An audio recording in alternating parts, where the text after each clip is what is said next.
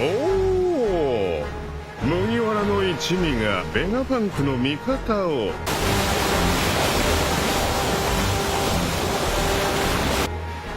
じゃあ脱出は容易だね。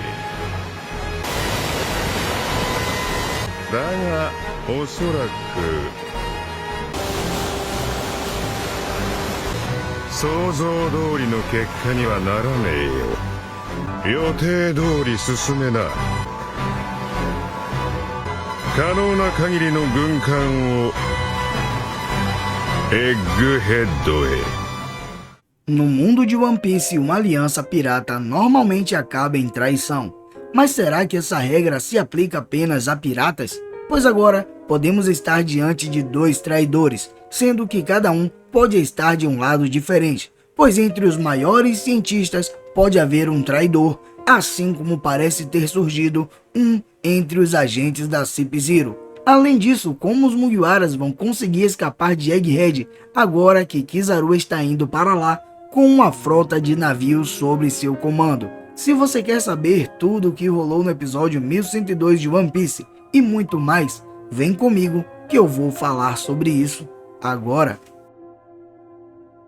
Salve piratas e marinheiros, Salmo Souza na área. E aí, como é que vocês estão? Eu espero que todos vocês estejam muito bem e tivemos mais um episódio recheado de mistérios pra gente estar debatendo aqui juntos. Afinal de contas, pra quem Vegapunk ligou pra pedir ajuda? Quem será que desativou os escudos do Frontier Dome, assim facilitando a entrada dos agentes da Cip Zero? Além disso, será que os Mugiwaras vão mesmo enfrentar Kizaru, já que ele está indo para Egghead nesse momento? Tem muita coisa legal pra gente estar resenhando aqui nesse vídeo, então fica nele até o final e já aproveita para deixar o seu likezão, se inscrever no canal e ativar o sininho, porque aqui sempre tem novidade e informações sobre o mundo dos animes. Dito isso, agora chega de enrolação, vem com o pai e lá vamos nós!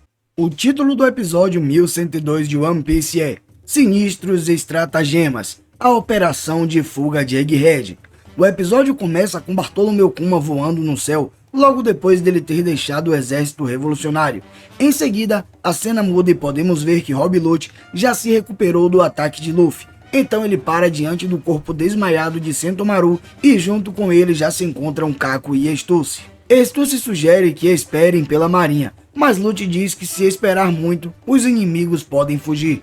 Quanto aos chapéus de palha que estão dentro do domo de Egghead, podemos ver Nami perguntando por que o Gorosei quer Vegapunk morto se ele é um aliado tão valioso para eles.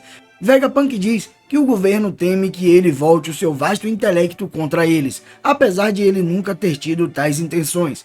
Usopp e Frank concordam em deixar Vegapunk subir a bordo do navio, e Frank em particular fica entusiasmado com a ideia de Vegapunk inspecionar o do Sol de Sunday e também o Frank Shogun. Porém, Nami fica reclamando dizendo que se Vegapunk navegar com eles, os Mugiwaras também se tornarão alvos da Cip Zero. Por isso, ela diz que é contra essa ideia, e Sanji concorda com ela só porque ele é mulherengo. Já Robin diz que Vegapunk tem o sangue de refém, então os Mugiwaras precisam ajudá-lo. Nesse caso aqui, parece que Robin usou esse argumento só porque ela queria muito viajar com Vegapunk para que ele pudesse te passar um pouco mais de seus conhecimentos. Nami então acaba concordando em se aliar com Vegapunk, mesmo contra a sua vontade, e Sanji, furioso, diz para Vegapunk liberar as botas magnéticas que estão presas ao chão. Enquanto isso, o grupo de Luffy consegue um lugar para consertar Atlas, e Bonney diz que vai atrás de Vegapunk mais uma vez. Vemos que Luffy já retornou à sua forma normal, e ele fica empolgado ao ver o laboratório por dentro. Bonney mais uma vez volta a dizer que se Vegapunk não conseguir fazer seu pai voltar ao normal, ela não terá escolha a não ser matá-lo. Em seguida ela sai correndo, e Luffy sai correndo atrás de Bonney junto com Chopper para impedi-la. E aqui temos um ponto muito interessante. Notem que o foguete a vácuo levou apenas 32 segundos para sair da parte de baixo de Egghead e chegar na parte de cima. Ou seja, esse é mais ou menos o tempo estimado que Luffy leva para recuperar a sua forma normal. Afinal de contas, a gente tinha visto ele na forma enrugada assim que ele entrou no foguete a vácuo. E agora que ele chegou na parte de cima de Egghead, ele já está em sua forma normal. Outro ponto interessante aqui está relacionado a Rob Lute. Afinal de contas, ele tinha acabado de ser derrotado por Luffy, levando um soco que fez com que ele perdesse até mesmo a sua consciência. E mesmo assim, pouco tempo depois, a gente vê ele agora diante de Sentomaru como se nada tivesse acontecido. Isso acontece, galera, pelo fato das Zoans ter uma recuperação muito rápida. Por isso, tanto o Rob Lute quanto o Luffy se recuperaram com bastante facilidade. Agora, resta saber, será que Luffy conseguiria usar sua transformação Nika? Eu acredito que não, assim como eu acredito também que nem mesmo o próprio Rob Lute conseguiria usar a sua transformação, o seu despertar. Porém, ainda assim eles já se recuperaram e já estão com fôlego, nem que seja para um pequeno embate novamente. Do lado de fora de Lab Phase, vemos Kako mencionando que agora os agentes da Cip Zero recuperou a ordem de comando dos Serafins. Lute menciona que ele já destruiu um dos satélites, e agora, além de Vegapunk, falta eliminar mais outros 5.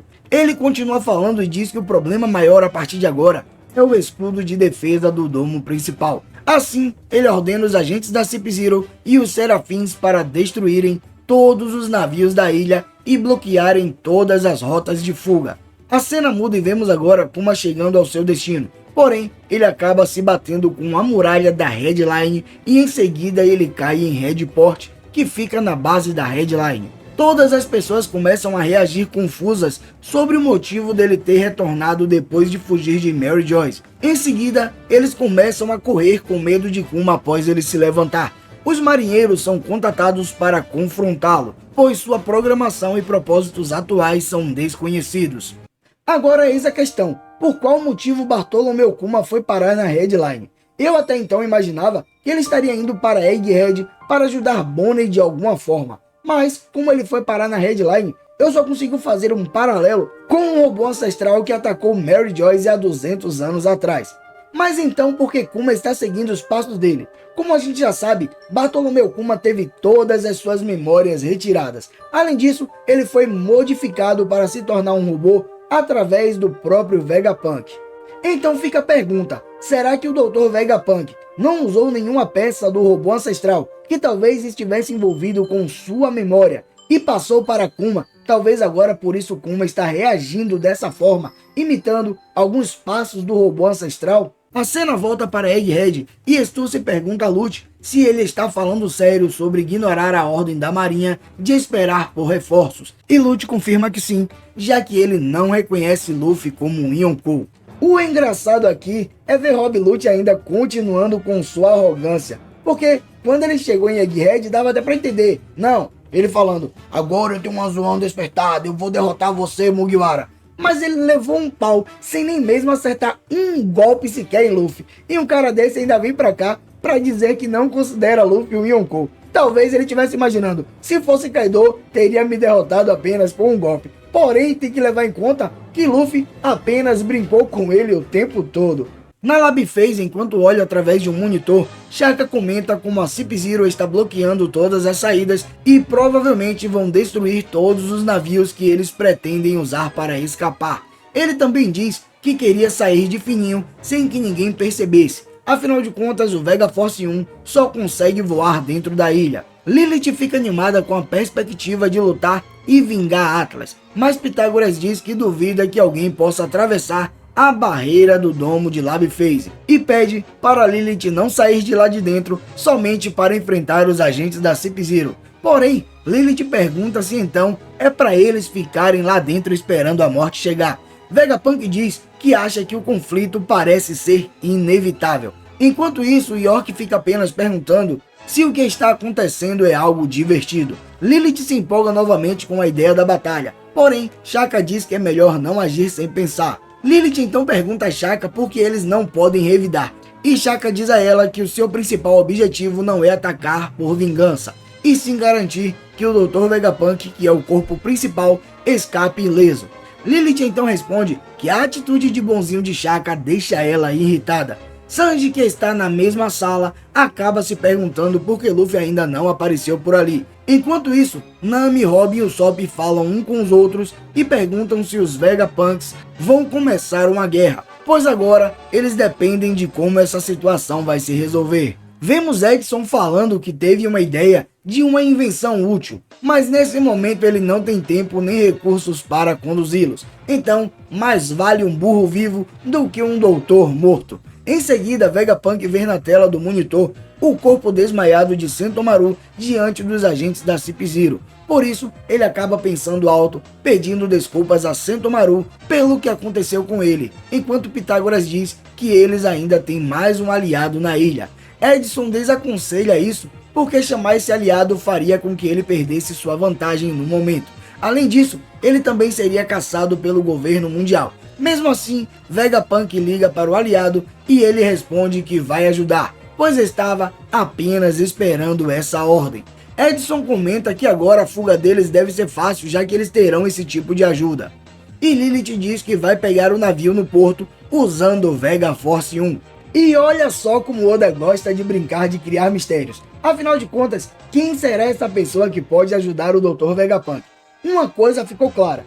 Quando ela deu a resposta para o Dr. Vegapunk de que iria ajudá-lo, ficou claro que era uma voz de uma mulher. Além disso, ela ficaria exposta ao governo mundial, fora que ela poderia ajudá-lo a combater os agentes da Cip Zero. Se você voltar e escutar a voz de Stussy e comparar com a voz dessa mulher que está falando do outro lado da ligação, você perceberá que são bem parecidas. 海軍の言うことを聞く気はないのね、ルッチ。もちろんです。命令を待っていました。 Outro ponto interessante é que Stussy já vem mostrando há muito tempo que ela tem bastante conhecimento sobre a ilha de Egghead. Ou seja, ela pode muito bem ter tido algum tipo de contato com o Dr. Vegapunk há muito tempo atrás e acabou se tornando uma aliada dele. Por isso, eu passei a acreditar que talvez seja ela essa pessoa com quem o Dr. Vegapunk entrou em contato. Principalmente pelo cargo dela, já que ela faz parte da Cip Zero. Então, além dela ficar exposta ao governo mundial, ficaria provado que ela é uma espiã. Continuando na cena, Vegapunk se volta para os Mugiwaras e pede que eles levem o próprio doutor e todos os satélites para o Tução de Sunny. Em seguida, vemos a reação confusa da tripulação. O Sop fica surpreso ao saber que todos eles vão navegar juntos. Nami diz que o tamanho do fardo só aumenta. Sanji fica empolgado ao saber que Lilith também vai ir junto com ele, afinal de contas esse Sanji é um sem vergonha. E Frank fica feliz ao saber que vai navegar com todos os melhores cientistas do mundo. Enquanto isso, no interior do laboratório, Luffy e Chopper estão perseguindo Jerry Bonnie, que erroneamente acredita que Vegapunk usou insetos contra ela de propósito. Luffy continua tentando impedi-la porque prometeu ajudar Vegapunk a escapar ileso dali. E nesse momento, ele ouve um barulho de alarme tocando. Por alguma razão, as defesas do Frontier Dome foram desativadas. Os satélites ficam desesperados para saber quem foi. Porém, ao verificar as câmeras, eles percebem que não tem ninguém na sala de controle. E por isso, eles ficam sem entender o que está acontecendo.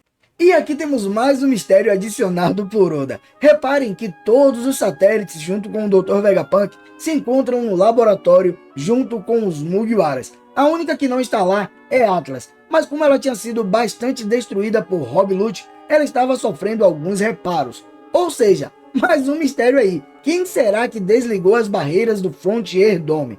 Eu acredito que provavelmente pode ter sido um dos satélites ou o Dr. Vegapunk. Afinal de contas, eles eram o único que podem fazer isso. Pelo menos eu penso assim. Então, se todos eles se encontram naquela sala e não na sala de controle, provavelmente eles já devem ter programado como uma espécie de cronômetro, uma contagem regressiva para que as barreiras do Frontier Dome fossem desativadas justamente nesse momento. Continuando, a Cip Zero aproveita esse mau funcionamento repentino do Frontier Dome para se infiltrar na Lab Phase. Após avistarem o navio Sunny, Rob Lute entende porque eles não o encontraram atracado na parte de baixo da ilha. Assim, ele tem a ideia de destruir o navio. A cena muda e vemos agora Kizaru em um navio em alto mar e nesse momento ele segue para Egghead com uma frota de navios de guerra.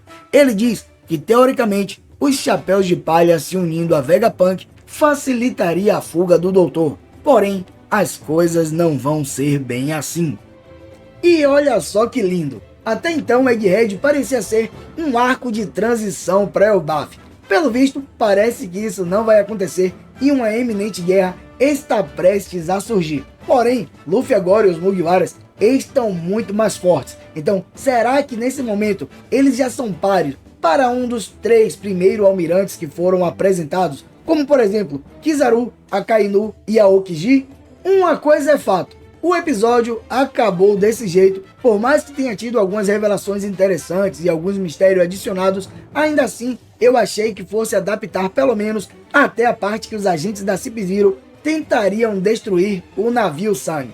Porém, a Toei preferiu adaptar apenas 10 páginas de um capítulo, então por isso que eu senti essa falta. Isso quer dizer que o episódio foi ruim? Não, não foi ruim, mas poderia ter sido um pouco melhor. Porém, eles deixaram o hype do que vai acontecer nesse momento para o próximo episódio. E lógico, em breve, ainda nessa semana, eu trarei a prévia aqui para analisar junto com vocês. Dito isso, galera, por enquanto, isso é tudo. Eu fico por aqui, um abraço e fica com Deus.